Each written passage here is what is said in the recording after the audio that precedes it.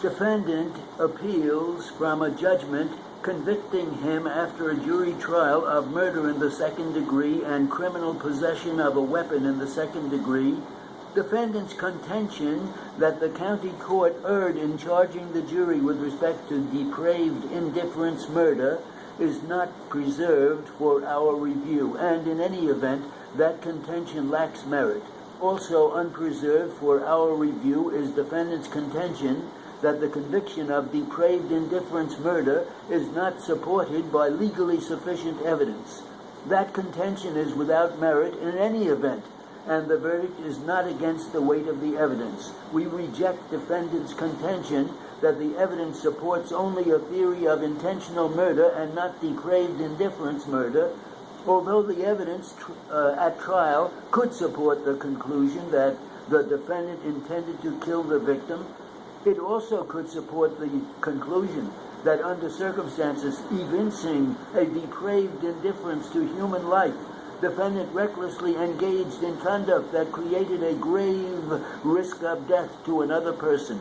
The evidence established that after an argument with the victim over which team would play the next basketball game, defendant left the community center but returned 10 minutes later with a gun. Defendant testified that he brought the gun only to scare the victim, but the gun went off after an argument with the victim, resulting in the death of the victim. The jury could have found that defendant held the gun close to the victim and then pulled the trigger, thereby concluding that this was an instantaneous, impulsive shooting, perhaps to disable or frighten the victim rather than to kill him.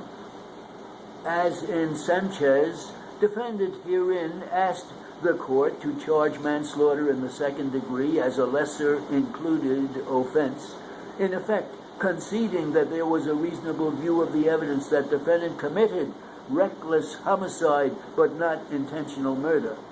The court did not err in allowing a witness to testify that shortly before the shooting he was with defendant while defendant was conversing with another man about purchasing a gun. That evidence was probative of defendant's intent to commit murder. And in addition, the testimony was necessary to complete the narrative of events leading up to the murder. Defendant's further contention that the court erred in failing to give limiting instructions following that testimony is not preserved for our review. Defendant was not denied a fair trial by prosecutorial misconduct on summation. The court issued curative instructions after objections by defendant, and in the absence of any further objection or request for a mistrial by defendant, the curative instructions must be deemed to have corrected the error to the defendant's satisfaction. Finally, the sentence is not unduly harsh or severe. It is hereby ordered that the judgment so appealed from be, and the same hereby is, unanimously affirmed. Defendant appeals from a judgment convicting him after a non-jury trial of burglary in the second degree, petit larceny, and criminal mischief in the fourth degree. Defendant's contentions concerning the alleged legal insufficiency of the evidence have not been preserved for our review. See People v. Loomis, 255, Appellate Division 2nd, 916. 682, New York Supplement, 2nd, 743.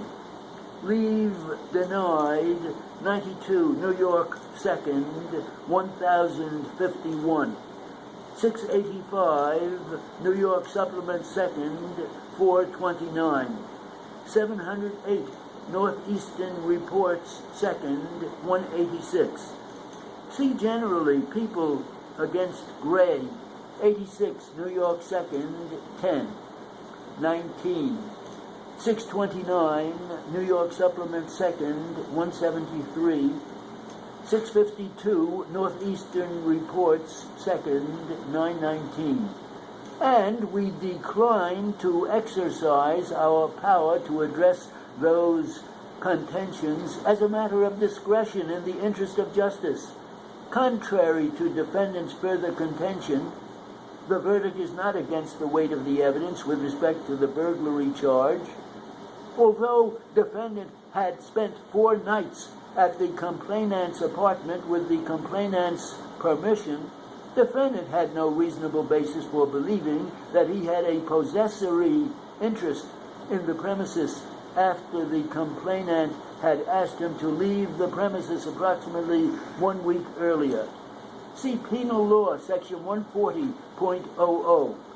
Moreover, the testimony of defendant that he believed he had a right to enter the premises was belied by his signed statement to police, in which he admitted that he and his brother forced open the door to the apartment and took a DVD VCR unit that did not belong to them